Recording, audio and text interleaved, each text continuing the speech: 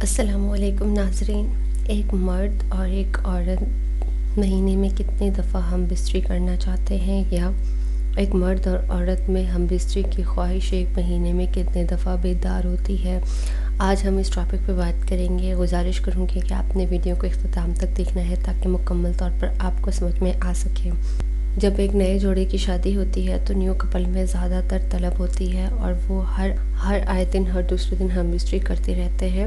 اگر عورت کی بات کی جائے تو 5 سے 7 دن عورت کے پیریڈز میں لگ جاتے ہیں، باقی 24 دن بچتے ہیں۔ ان دنوں میں عورت کی جنسی خواہش 24 دنوں میں 2 سے 3 مرتبہ جاگتی ہے یا 3 سے 4 مرتبہ جاگتی ہے۔ اس کے برعکس مردوں میں تولیدی جراثیم بہت زیادہ ہوتے ہیں، اسی طرح سے مردوں میں ہر 3 سے 4 دن بعد جنسی تولیدی خواہش بیدار ہوتی ہے اور وہ مباشرت کرنا چاہتا ہے۔ مطلب عورت ایک مہینے میں 4 سے 5 مرتبہ ہم بستری کرنا چاہتی ہے اور مرد ہر 2 سے 3 دن کے بعد ہم بستری کرنا چاہتا ہے۔ شادی کے شروع کے دنوں میں ہم بستری بہت زیادہ کی جاتی ہے۔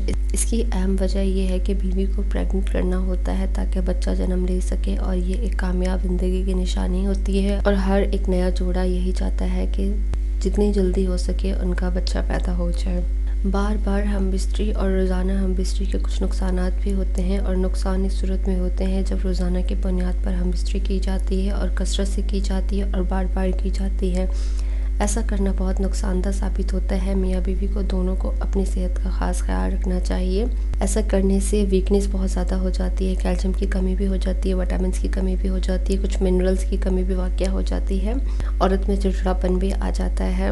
مرد کی نسبت عورت کی صحت پر زیادہ اثر ہوتا ہے ہم بستری میں۔ یہ بہت زیادہ ضروری ہے کہ میاں بیوی ایک دوسرے کے مزاج کو سمجھیں، نہ کہ صرف جسمانی ضرورت تک رہیں۔ دونوں کو دل سے خوشی بھی ہونی چاہیے اور راضی بھی ہوں، تاکہ وہ ان لمحوں کو انجوائے کر سکیں اور لذت بھی حاصل کر سکیں، تسکین بھی حاصل کر سکیں اور خوش مزاج بھی اپنا رشتہ بنائیں۔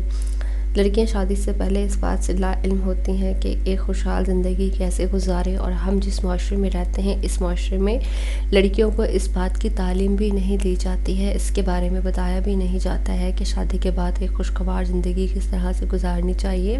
یہی سب سے بڑی وجہ ہے ناکام زندگی کی۔ اگر عورت کو شادی سے پہلے ہی اس بات کے بارے میں بتا دیا جائے، اس کے ذہن میں بٹھا دیا جائے کہ اپنے مرد کی خواہش کو پورا کرنا ہے اور دونوں کو مینٹلی تیار ہونا پڑے گا، تب جا کر ان کی زندگی خوشگوار گزرے گی۔ امید کرتی ہوں آپ کو یہ ویڈیو بہت زیادہ پسند آئی ہوگی اور آپ کے لیے بہت زیادہ انفارمیٹیو بھی رہی ہوگی۔